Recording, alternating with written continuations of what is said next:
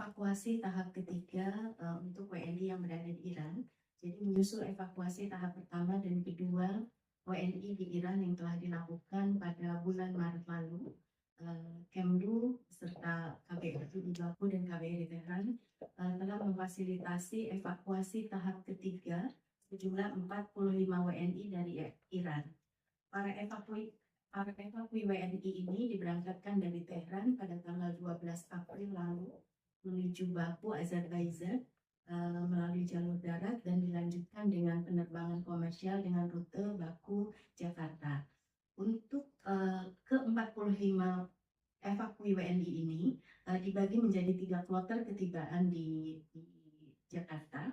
Kloter pertama telah tiba di tanggal 14 April lalu sejumlah 14 orang.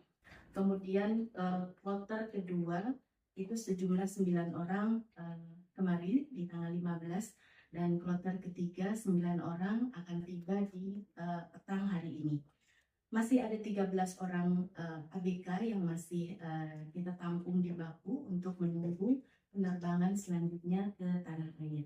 Para evakui ini setibanya di tanah air, kami serah terimakan ke Dinas Sosial dan Badan Penghubung Provinsi untuk proses pemulangan mereka ke daerah asal masing-masing. Berdasarkan catatan KBRI Tehran, jumlah WNI yang tercatat masih berada di Iran setelah evakuasi tahap ketiga ini adalah 236 orang, mayoritas berstatus sebagai pelajar atau mahasiswa dengan konsentrasi utama di kota Qom. Sisanya adalah PMI dan juga ekspatriat yang menikah dengan warga negara sana. Demikian mungkin update terkait evakuasi Iran.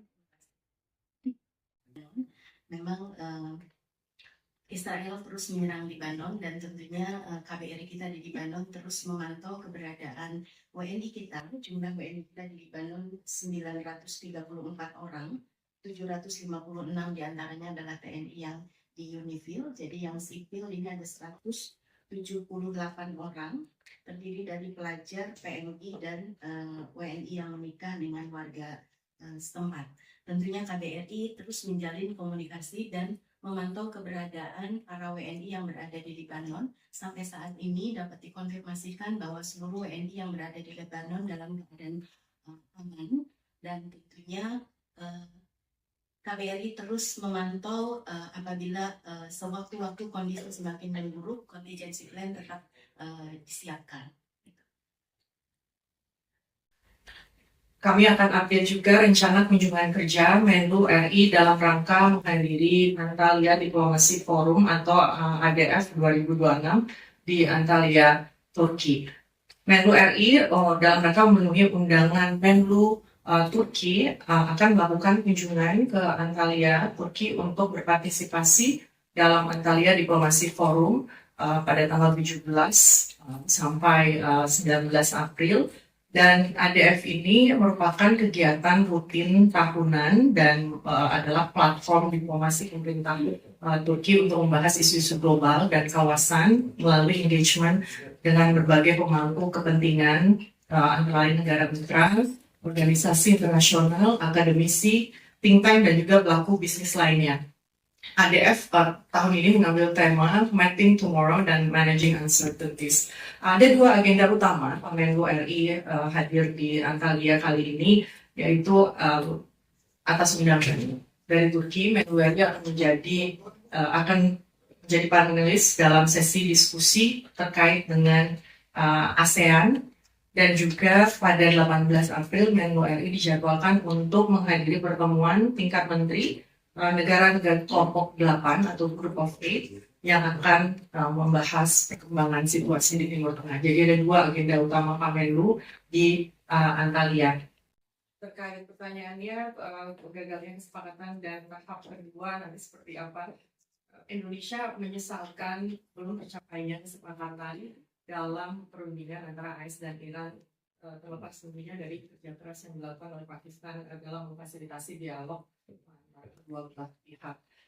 Namun meski demikian, Indonesia memandang perundingan ini merupakan langkah awal yang tepat dan yang sangat penting dan terus dilanjutkan, Dan kita menyuruhkan kepada seluruh pihak tentunya di tengah proses ini untuk terus menahan diri dan tetap mengedepankan selalu dialog dan diplomasi dan menghindari meluasnya efek konflik terhadap stabilitas dan kedamaian dunia. Sekali lagi kita tekankan pentingnya untuk menghormati kedaulatan dan integritas wilayah setiap negara serta penghormatan terhadap hukum internasional dan piagam PBB, dan kita menyatakan kembali komitmen untuk terus mendukung upaya-upaya diplomasi yang dilakukan terkait isu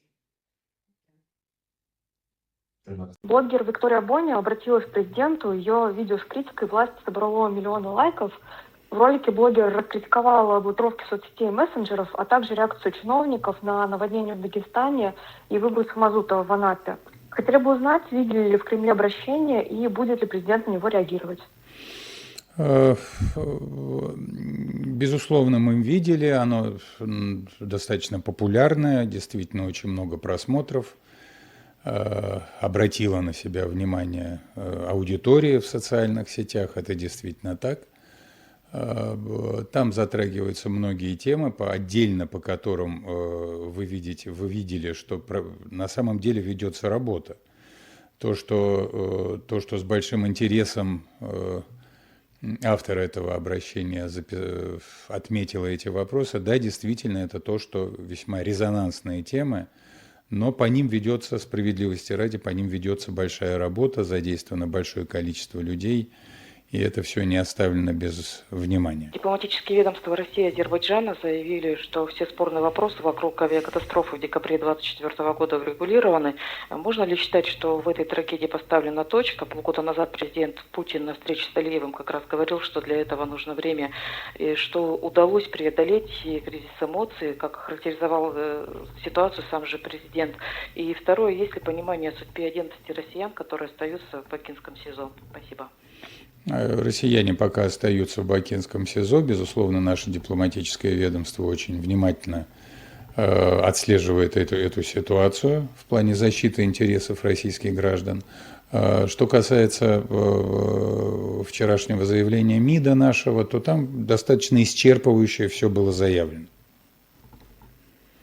И добавить здесь, собственно, нечего. Что касается реакции президента на падение экономики, то, собственно, вчера вы реакцию президента имели возможность слышать в открытом выступлении президента в начале этого совещания. Но это лишь небольшая часть этого совещания. В основном это такое несколько часов длящееся мероприятие, которое проходит в закрытом режиме. И, конечно же, там свободный обмен мнениями, и высказывались самые различные точки зрения. У членов экономического блока правительства есть много предложений с тем, чтобы активировать экономику и придать ей большую динамику развития экономики. Вот поэтому все эти предложения озвучивались. Зачастую бывают и споры. Это абсолютно нормальный рабочий процесс. Вы знаете, что это не единственное совещание, они проходят у президента регулярно. Глава американского Минфина вчера заявил, что США не будут продлять лицензии, временно предоставлявшие право закупать российскую нефть во время иранского конфликта. Как восприняли эту новость в Кремле? Это можно было предположить. Это был один из вариантов развития событий.